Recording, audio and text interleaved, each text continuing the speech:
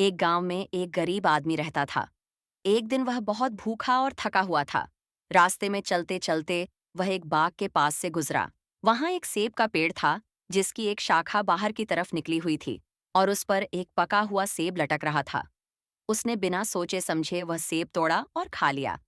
लेकिन सेब खाने के बाद उसे पछतावा हुआ। उसने सोचा कि उसने किसी और की चीज बिना इजाजत ले ली, जो कि गलत है। वह बाग के मालिक को ढूंढने निकला। उसे पता चला कि बाग एक अमीर और नेक इंसान का है। आदमी के पास गया और अपनी गलती कबूल की। बाग के मालिक ने उसकी ईमानदारी देखी और कहा, मैं तुम्हें माफ कर दूंगा, लेकिन एक शर्त पर। तुम्हें मेरी बेटी से शादी करनी होगी।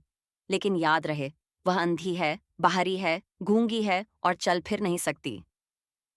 गरीब आदमी हैरान रह गया, लेकिन उसने अल्लाह से माफी पाने की नीयत से शादी के लिए हाँ कह दी। शादी के बाद जब उसने अपनी पत्नी को देखा, तो वह हैरान रह गया। वह तो खूबसूरत, समझदार और बिल्कुल ठीक थी। उसने ससुर से पूछा कि उन्होंने झूठ क्यों कहा। ससुर ने मुस्कुराते हुए कहा, मैंने कहा था कि वह अंधी है, क्योंकि उसने कभी हराम चीज नहीं देखी। वह बाहरी है, क्योंकि उसने कभी बुराई नहीं सुनी। वह गूंगी है, क्योंकि उसने कभी गलत बात नहीं की। और वह अपाहिज है, क्योंकि उसके पांव कभी गुनाह की तरफ नहीं बढ़े।